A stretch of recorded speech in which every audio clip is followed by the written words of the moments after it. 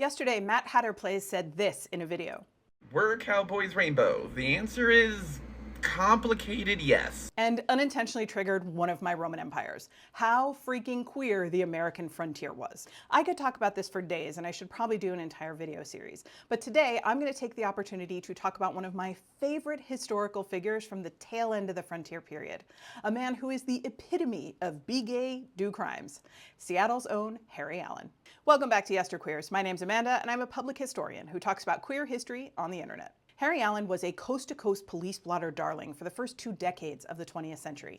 Newspapers breathlessly covering his escapades as a horse thief, a bar brawler, and a heartbreaker, seduction being a crime in Washington at the time, while also never failing to note how well-built, handsome, and impeccably dressed he was. But what the newspapers found most scandalous about Allen was that he was, in today's words, a transgender man. Harry Allen was born Nellie Pickrell in 1882 in Indiana, the youngest of Robert and Jenny Pickrell's 3 children.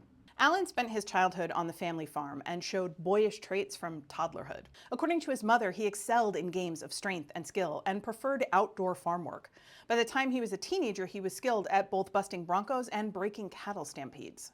His mother allowed him to wear boys' clothes and indulged his interest in boys' activities. His mother, Jenny, would in fact be one of Allen's staunchest supporters throughout his life, no matter how much trouble he was in. His father, not so much. Robert was known to be mean and violent and eventually stabbed Allen in the lung following a disagreement. Allen and his family moved to Seattle when he was about 12, and when he was 16, something happened that resulted in Allen giving birth to a son, who he gave to his parents to raise. It's unclear whether he was SA'd or married off to a much older man, but whatever the case, that man was out of the picture by the time the baby was born, and Allen himself disappeared shortly thereafter. He resurfaced as Harry Livingstone a couple of years later in Tunnel City, a railway camp at Stevens Pass in the Cascade Mountains that was known as the wickedest place on earth. He was working as a bartender and participating in a sort of saloon league fight club. Allen was an extremely skilled fighter, both in the ring and on the street. He was known to fight the police every time he was arrested, which was a lot, and officers are quoted in local papers as saying he had a punch in each hand.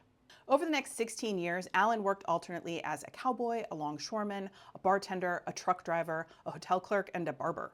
He was a pool shark and a gifted musician who could both sing and play several musical instruments. He liked Robert Browning's poetry and a good cigar. He was 5'9", with dark hair, dark eyes, clear olive skin, and well-developed muscles on his hips and shoulders. He was in and out of jail and the newspapers for various things, including vagrancy, petty larceny, highway robbery, public drunkenness, dressing in men's clothes, consorting with thieves, consorting with prostitutes, being in a saloon, punching a cop, riding a bicycle without touching the handlebars, horse theft, and selling whiskey on a native reservation. He was also linked to one of the most notorious criminals in the West, Edward Blackjack Morris, when a photo of Allen was found in Morris's pocket after he was shot to death during an attempted robbery in 1900. Even given all of that, Allen was perhaps best known for his outrageous love life, which included multiple arrests for seduction, one violation of the Mann Act for taking a woman across state lines for the purposes of debauchery, and at least 2 and possibly 4 lovers who unalived themselves for the love of him. Allen certainly did not hide his love of women. He was a flirt and a rogue. But for what it's worth, there is very little evidence that those 4 dramatic tales of self-exit are anything other than sensational stories. Allen denied them, and in 1912, Miriam Van Water speculated that Allen had actually been taking care of the first woman, Dolly Quapp, when she decided to shuffle off her own mortal coil. Dolly was a professional spice vendor who had been kicked out of her place of employment due to advanced syphilis.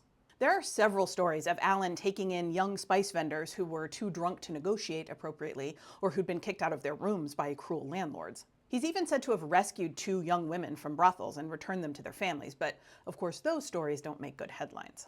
As much as those headlines make it sound like Allen lived footloose and fancy-free, and as much as he reinforced that idea while he was alive, in truth, his entire life was a struggle to survive. Like so many queer kids today, Allen found himself on the street with nothing but his wit and his indomitable sense of self to see him through. He was happiest working outdoors, but had to move on every time his reputation caught up with him or his birth gender was revealed. There were more opportunities in the cities, but he was targeted by police throughout the Pacific Northwest, and his arrest became a sort of symbol to a country whose views were becoming more rigid and more conservative as the story of the American frontier was retconned into this myth of bringing order and civility to wild and unruly places. Harry Allen died of syphilitic meningitis on December 27, 1922, when he was just 40 years old. He was cremated, and a funeral was held for him on the afternoon of December 30th at the Butterworth Mortuary in Seattle. I don't know what happened to his ashes after that. That's it for today. As always, more information, including sources and further reading, is available in the usual place.